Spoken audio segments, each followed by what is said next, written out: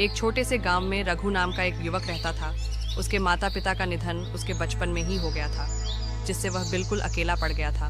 उसके पास ना कोई सहारा था और ना ही कोई जमीन जायदाद। वह एक छोटी सी झोपड़ी में जीवयापन करता था। गांव के मुखिया हरिवंश राय एक अत्यंत दयालु व्यक्ति थे। उन्होंने रघु की दयनीय स्थिति पर तरस खाया और उसे अपने यहाँ काम पर रख लिया। रहने के लिए उन्होंने रघु को एक अलग झोपड़ी भी दे दी। समय बीतता गया और आदित्य बड़ा हो गया था। वह आज भी मुखिया के यहाँ ही काम करता था और मुखिया को उस पर बहुत विश्वास था। एक दिन मुखिया ने रघु से कहा, रघु, अब तुम शादी क्यों नहीं कर लेते? तुम्हारी उम्र हो गई है। जब तुम्हारी पत्नी आएगी तो वह तुम्हारा आधा काम संभाल लेगी, घर संभालेगी और तुम्हारे खाने पीने का भी इंतजाम हो जाएगा। मेरी भी अब उम्र हो चली है, पता नहीं कब भगवान का बुलावा आ जाए। मैं चाहता हूं कि तुम्हारी शादी मेरे सामने हो जाए ताकि मैं तुम्हारे लिए निश्चिंत हो सकूं। अरे मुखिया जी, ऐसी बातें क्यों करते हैं? आपको मेरी उम्र भी लग जाए। आपके सिवा मेरा और कौन है यहाँ? आपने मेरे लिए बहुत कुछ किया है। बचपन से लेकर आज तक आपने ही मुझे माता पिता दोनों का प्यार दिया है। आपका यह उपकार मैं कभी नहीं चुका सकता। उपकार की बातें छोड़ो। रघु, बताओ, शादी करोगे लड़की? मैं ही देखूं या तुमने किसी को पसंद कर रखा है? नहीं मुखिया जी, मेरी नजर में कोई लड़की नहीं है। आपको जैसा ठीक लगे आप वहीं कीजिए। मुझे आप पर पूरा भरोसा है। आप मेरे लिए भगवान से कम नहीं है। आप जो भी निर्णय लेंगे वह उचित होगा और मेरे भले के लिए ही होगा। अब आप ही मेरे पिता समान हैं। ठीक है भाई, मेरी नजर में तुम्हारे लिए एक बहुत अच्छी लड़की है। और हाँ, तुम शादी के खर्चे की चिंता बिल्कुल मत करना, वह जिम्मेदारी मेरी हुई। आखिर पिता का दर्जा दिया है तो मेरी बात भी माननी पड़ेगी।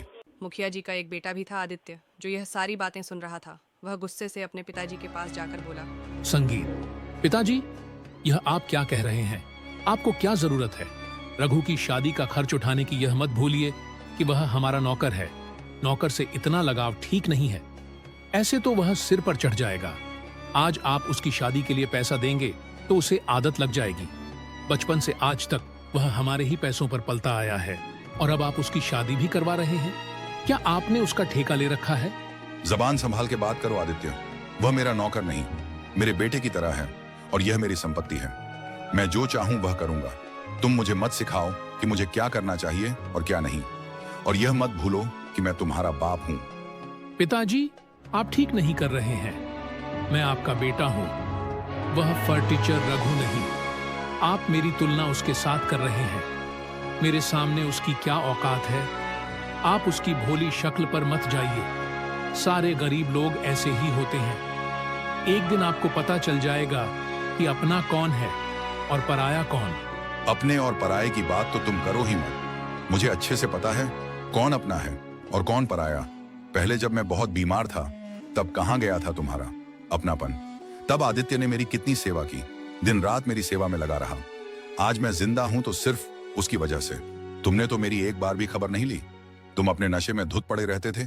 क्या मैं झूठ बोल रहा हूं? बोलो, और यहां आकर मुझे अपने पराये का भाषण दे रहे हो। चले जाओ यहां से। लगता है उसने आप पर कोई जादू टोना कर दिया है, इसलिए आप अपने बेटे से ज्यादा उस 2 कौड़ी के नौकर की तरफदारी कर रहे हो। और आपकी उम्र भी तो हो चली है। आपकी उम्र में आदमी शटिया जाता है। अभी एक काम करो, सारा हिसाब किताब मुझे दे दो, नहीं तो आप इसी तरह से सब पैसे लुटा दोगे और मेरे पास कुछ भी नहीं बचेगा। जब तक मैं जिंदा हूं तब तक तुम्हारे हाथ कुछ नहीं आने वाला। तुम्हारे हाथ में हिसाब किताब देकर मुझे अपना नाम खराब नहीं करना है। मैंने पैसे बहुत मेहनत से कमाए हैं। समाज में मेरी बहुत इज्जत है और तुम मेरी इज्जत मिट्टी में मिलाना चाहते हो। अगर तुम्हें हिसाब किताब चाहिए तो उस लायक बनकर आओ, फिर बात करेंगे। काश तुम्हारी जगह भगवान मुझे रघु जैसा बेटा दिया होता। आदित्य गुस्से से वहां से चला जाता है। इस फटीचर रघु का कुछ करना पड़ेगा। ये 2 टक्के का नौकर मेरी जगह लेने की कोशिश कर रहा है। उसकी तो छोड़ो, जब अपना ही सिक्का खोटा निकले तो भला क्या करे? मेरा बाप होकर मेरी जगह उस मनहूस की तरफदारी कर रहा है। यह अपमान मैं कभी नहीं भूलूंगा। वक्त आने पर दोनों को सबक सिखाऊंगा। थोड़े ही समय बाद मुखिया रघु की शादी भावना से करवा देते हैं, जिससे रघु की जिंदगी और बेहतर हो जाती है। सचमुच भावना, तुम्हारे आने से मेरी जिंदगी पूरी तरह से बदल गई है। अब तक मैं अपने सारे काम खुद ही किया करता था, खाना पकाना, कपड़े धोना। अब सब तुम संभाल लेती हो और तुम्हारे आने की वजह से मेरा अकेलापन भी दूर हो गया है। माता पिता तो बचपन में ही गुजर गए और फिर मालिक ने ही मुझे सहारा दिया। उन्होंने मेरे लिए बहुत कुछ किया है। उनका उपकार मैं कभी नहीं चुका पाऊंगा। आज तुम मुझे मिली हो तो सिर्फ उनकी वजह से मालिक मेरे लिए किसी भगवान से कम नहीं है। जी बिल्कुल, आप बिल्कुल सही कह रहे हैं। हरिवंश चाचा दिल के बहुत अच्छे आदमी हैं। एक दिन आदित्य मुखिया हरिवंश राय से कहता है, सुनिए पिताजी, मुझे 10,000 रुपए चाहिए। तुम्हें इतने सारे पैसे किस लिए चाहिए?